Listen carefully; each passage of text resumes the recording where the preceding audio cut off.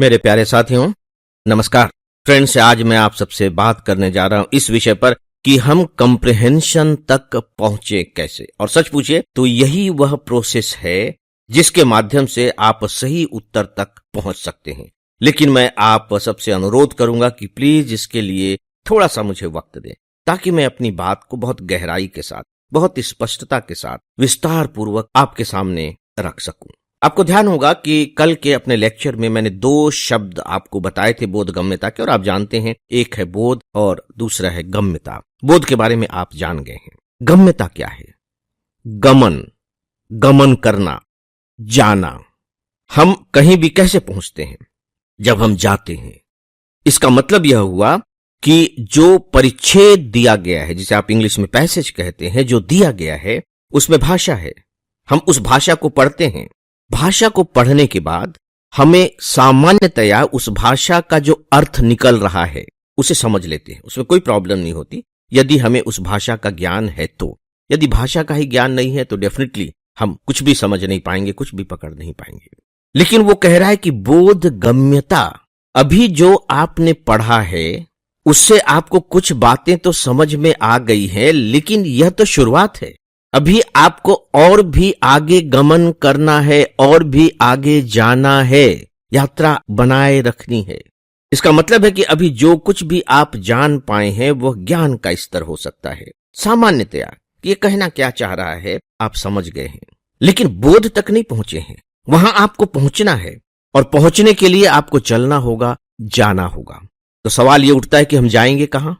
क्योंकि अगर वह परिच्छेद 500 शब्दों का है, कुछ कुछ तो बहुत छोटे होते हैं, 200-200 शब्दों के भी होते हैं, तो हमारे पास जाने के लिए या तो 500 शब्द की सीमा है या 200 शब्दों की सीमा है। तो हम जाएंगे कहां? जाने के लिए इससे परे तो कोई जगह है नहीं, लेकिन है। आपको इसे ही समझना होगा। हम शब्दों के अब विस्तार में न जाकर के हम शब्दों की अब गहराई में जाएंगे। विस्तार की तो अपनी सीमा है, 500 शब्द, 200 शब्द, बस बात खत्म हो गई।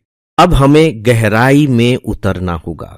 जैसे कि जब हम मकान बनाते हैं, मान लीजिए कि हमारे पास 100 गज जमीन है, तो हम 100 गज की जमीन पर मकान बना लेते हैं। नीचे हमने कमरे बना लिए, लेकिन हमें और कमरों की जरूरत है। तो अब हम क्या करेंगे? हम ऊंचाई में जाएंगे। 1st floor, 2nd floor, 3rd floor, हमारा काम चल जाएगा। इसे आप इसी तरह से समझिए कि बोध गम्यता भाषा के परे जाने की क्षमता है, या यूं कह लीजिए अर्थ से भी अधिक उसमें बहुत कुछ छिपा हुआ होता है। उन छिपे हुए को पकड़ने की कोशिश होती है।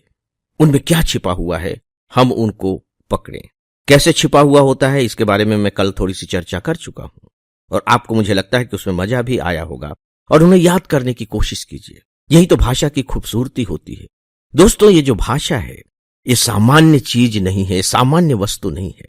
मैं तो जब सोचता हूं तो मुझे लगता है कि 3 चीजें ऐसी थीं जो हमारे जीवन के लिए क्रांतिकारी सिद्ध हुई हैं। हालांकि देखने में, सुनने में ये चीजें बहुत सरल सी लगती हैं, लेकिन इनका जो प्रभाव हमारे जीवन पर रहा है वह क्रांतिकारी रहा है। उसमें एक चीज है अग्नि। जिस दिन अग्नि की खोज हुई, मनुष्य के जीवन में क्रांति घटित हो गई, अग्नि। और दूसरा है पहिया, चक्का। जिस दिन चक्का उसने बनाया, उसके पैरों में चक्के लग गए, उसकी कमर में पंख उग आए, उसकी गति तेज हो गई। और सच पूछे तो आज जो आप हवाई जहाज देख रहे हैं उस चक्के का ही तो कहीं ना कहीं प्रतिरूप है। और इसके बाद जो तीसरा आविष्कार हुआ है वो भाषा का है। कल्पना करके देखिए कि यदि मनुष्य के पास भाषा नहीं होती तो आज हम सभ्यता के किस चरण पर होते? केवल संकेत तक अपनी बात रख पाते, संकेतों से। लेकिन भाषा ने हमें क्या किया है? भाषा ने हमें अपने पूर्वजों के ज्ञान का संचय करने का अवसर उपलब्ध कराया है, इसीलिए हम उन्हें जान पाए हैं। हमारे पास आज जो ज्ञान है उसे भी हम अपनी आने वाली पीढ़ी के लिए संचित कर सकेंगे। हमें इस तरह की सुविधा दी है। थोड़ी देर के लिए कल्पना करके देखिए, अगर हमारे पास भाषा न हो, थोड़ी देर के लिए सोचिए, तो कैसी स्थिति होगी हमारी? हम कहां होंगे? तो आपको लगेगा कि सच बात है। हम कहां होंगे? कहीं भी नहीं होंगे। जानवरों से थोड़े से ही अंतर में जीवन जी रहे होंगे, लेकिन होंगे लगभग लगभग उन जैसे ही। मैं ये बात आपको खासकर इसलिए बता रहा हूं कि आप भाषा के महत्व को समझ सकें। और जो भाषा का महत्व है, याद रखिए, वो केवल कम्युनिकेशन तक सीमित नहीं है। इसीलिए एक शब्द होता है कम्युनिकेशन स्किल। सामान्यतया जब हम कम्युनिकेशन स्किल की बात करते हैं तो उसमें भाषा की स्पष्टता आती है, बोलने का ढंग आता है, हाव भाव आते हैं, कहाँ आप रुकेंगे, कहाँ आप जोर डालेंगे, कहाँ आप सामान्य तरीके से बोलेंगे, इन सब का कौशल सिखाया जाता है। लेकिन मुझे ऐसा लगता है कि कम्युनिकेशन स्किल का जो सबसे इंपॉर्टेंट पॉइंट है वह बोधगम्यता का पॉइंट है। दोनों के लिए ही, जो बोल रहा है उसके लिए भी, कि वह कैसे इस तरह की भाषा का उपयोग कर पाता है, कितना उपयोग कर पाता है कि उस भाषा में बोधगम्यता की झिलमिलाहट है, यानी कि उसकी गुंजाइश है, संभावना है। कहीं ऐसा तो नहीं कि मेरी भाषा बिल्कुल सपाट है। और समझने वाले के लिए यही कि वह भाषा में जो कोमलताएं हैं, जो उसमें हल्के हल्के पतले पतले जो रेशे हैं, उसकी जो खूबसूरती है, उसके जो रंग बिरंगे स्वरूप हैं, उन्हें कितना पकड़ पाता है, उन्हें कितना समझ पाता है और उसके अनुसार वो कैसे अपनी बात को अपने अंदर उतार पाता है। दोनों तरफ से यह खूबसूरती होती है और यही बोधगम्यता है। और जिसके पास यह ताकत जितनी अधिक होती है उसके पास उतना अच्छा कम्युनिकेशन कौशल होता है। और आपको क्या लगता है कि कम्युनिकेशन कौशल छोटी सी बात है? नहीं। आप फिल्में देखते हैं, फिल्में देखने के बाद सभी डायलॉग्स पर तो आप ताली नहीं बजाते। कुछ कुछ डायलॉग्स होते हैं जिन पर आप तालियां बजाते हैं। किन पर तालियां बजाते हैं? कभी सोच करके देखिए, वे किस तरह के वाक्य होते हैं जिन पर आपकी तालियां बजने लगती हैं और केवल एक दो की तालियां नहीं बजती बल्कि सबकी तालियां बज रही हैं, हॉल गड़गड़ाहटों से भर उठता है। वे उस तरह के वाक्य होते हैं जिनमें बोधगम्यता छिपी हुई होती है, जिनमें लालित्य छिपा हुआ होता है।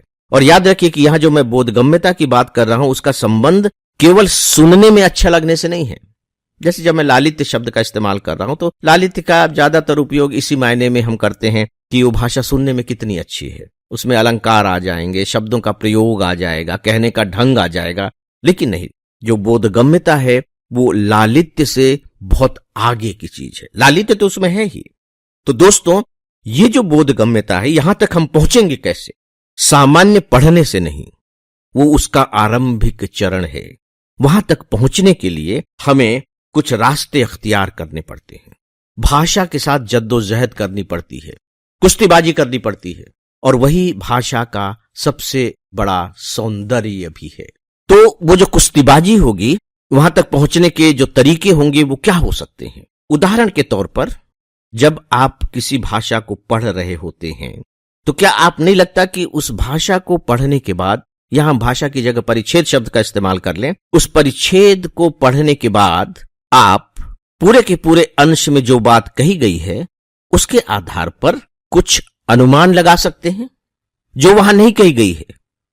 वो बात वहां कही नहीं गई है, लेकिन आपको लग सकता है, आप बता सकते हैं कि इसके कहने का मतलब कुछ कुछ ऐसा भी है शायद। जैसे मान लीजिए कि आप किसी से कोई बातचीत कर रहे हैं, बातचीत करने पर वह आपसे ये नहीं कह रहा है कि मैं दुखी हूं या मैं निराश हूं या मैं उदास हूं, ऐसा नहीं कह रहा है। उसने ऐसे किसी भी वाक्य का प्रयोग नहीं किया जिससे इस तरह का कोई अर्थ निकले। लेकिन क्या बातचीत करने के आधार पर आप ये नतीजा नहीं निकाल सकते कि यार ये जरा दुखी मालूम पड़ता है? और मजेदार बात है कि जो आपको लग रहा है कि ये दुखी मालूम पड़ता है वो सही है, गलत नहीं लग रहा है। और ये बावजूद इसके लग रहा है कि जबकि उसने ये कभी नहीं कहा है कि मैं दुखी हूं। इसका मतलब है कि उस अंश को पढ़ने के बाद आपने अनुमान लगा लिया कि यार ये दुखी है। इसे ही तो पूर्वानुमान कहते हैं। मैं अब उन शब्दों पर आ रहा हूं जिनके परीक्षा में पूछे जाने की संभावना होती है। धीरे धीरे हम उनको भी जानने की कोशिश करेंगे। तो इस तरह से भाषा में कई सारी इस तरह की छवियां छिपी होती हैं जो स्पष्ट नहीं होती। इसलिए मैंने इस शब्द का इस्तेमाल किया है, छिपी होती हैं। तो उन छिपी हुई छवियों को हमें पकड़ना पड़ता है।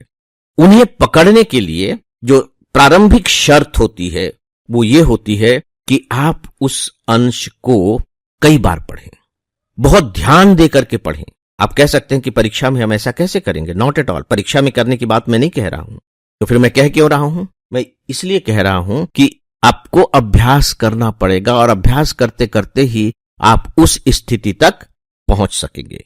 तो दोस्तों, इस पर हम लोग आगे भी बातें करेंगे कि कैसे हम वहां तक पहुंचे, और फिर जो परीक्षा में जो प्रश्न पूछे जाते हैं उन शब्दों को भी लेकर के, जिन शब्दों का इस्तेमाल किया जाता है, उन्हें भी हम बहुत अच्छे तरीके से समझने की कोशिश करेंगे ताकि हम एग्जैक्ट आंसर ढूंढ सकें। तो फ्रेंड्स, आज बस इतना ही, और इसी के साथ ही आज के इस डेली ऑडियो लेक्चर को अब यहीं समाप्त करता हूं। नमस्कार।